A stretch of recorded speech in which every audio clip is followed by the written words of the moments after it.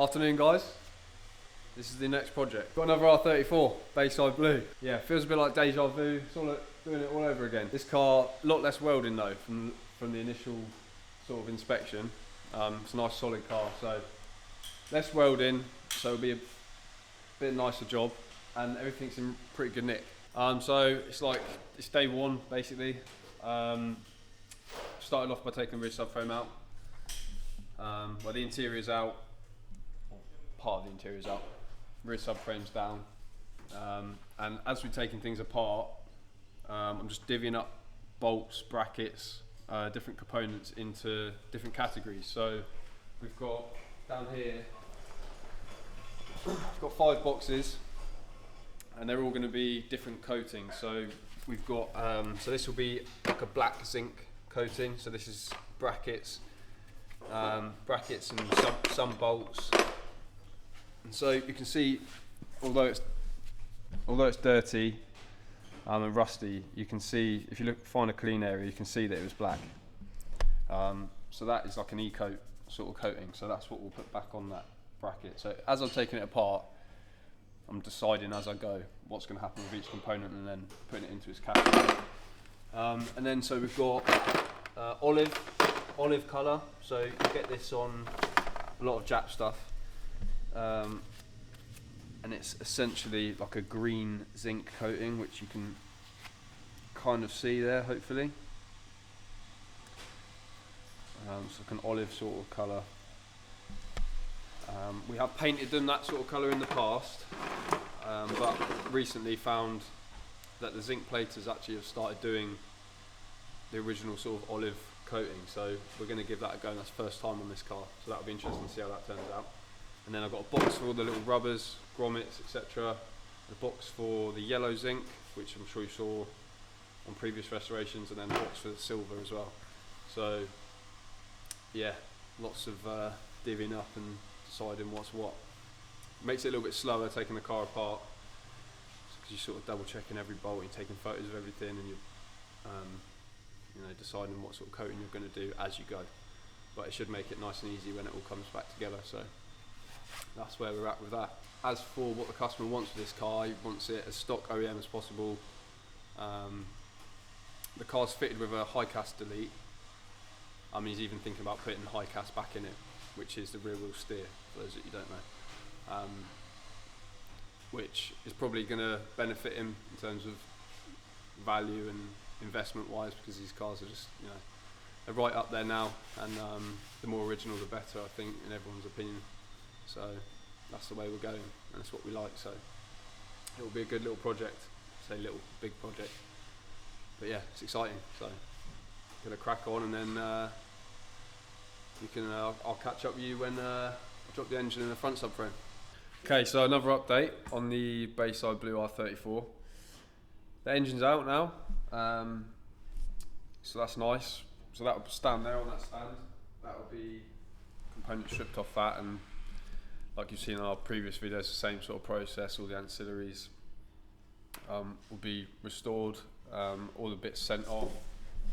The hard fuel lines will be sent off for zinking, etc, etc. Rocker covers painted, pulleys painted, blasting, wet blasting. So right now I'm just stripping the engine bay out. So all the fuel lines, brake lines, the ABS pump,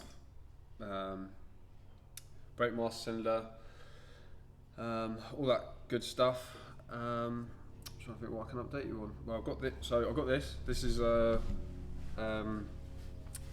it's a subframe bolt. So on an R34, well, all the GTRs have this subframe bolt, and it's got a stepped flat plate, and they're sort of pressed into the plate, and so they're sort of locked into the chassis. And sometimes when you go to undo the subframe on these older cars, they just shear and they just spin. So when I take them out, I normally weld them up like that, just so future-proofing them basically, because they snap so easily.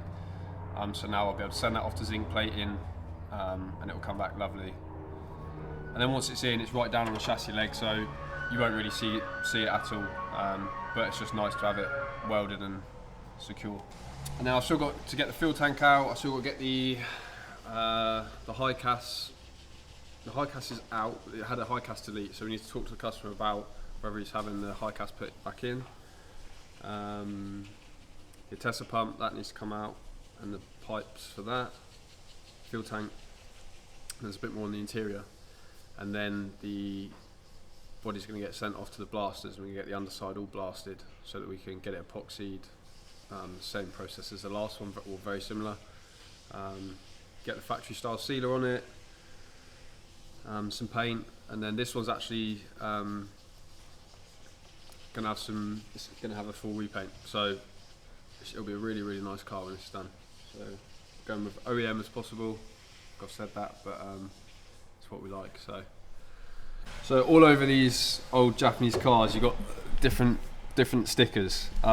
Not that I can read Japanese, but stickers like this for what sort of aircon gas goes in. Different warning stickers. So there's one on the front there. Probably that's the radiator cap. Probably something saying it's hot. It says caution on it, and the rest in Japanese. So difficulty we have is when we go to blast this engine bay, we're going to lose the stickers, especially on this one, because we're going to have to do strut tops, as you can see, a little bit rotten. So we're going to do strut tops on this one, so we're definitely going to lose that sticker. So what we do and have done in the past is get them made, get them scanned, get them replicated, and then we can put them back in the same spot all over the car. So that's on the pumps, like the Tesla pump, in the engine bay here, just on other parts. So just trying to preserve your investment as best as possible, really. In the next update, we should have the whole car stripped, and I'll be basically protecting the car for when it goes off to the blasters. So that'll be blocking up holes, masking stuff out. It's a bit laborious, but has to be done. It's better to be overcautious at that stage, because the blaster, the sand it just gets everywhere, and you end up blowing it out, hoovering out as much as you can, but it is a challenge. So okay, so another update on the R34 restoration project.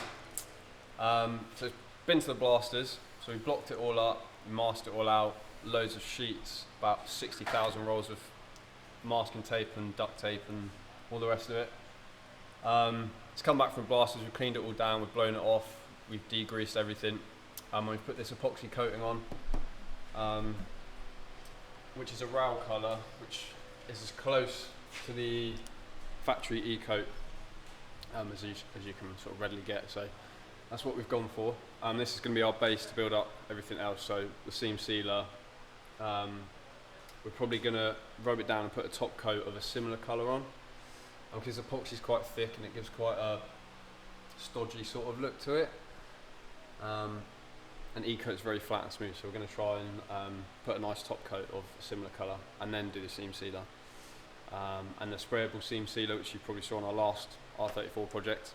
If you look around the car, you'll see, for example here, none of the actual repairs have been done yet, but the most important thing is that that raw blasted shell needs to be protected, especially with the heat we're having. We're getting lots, humid days.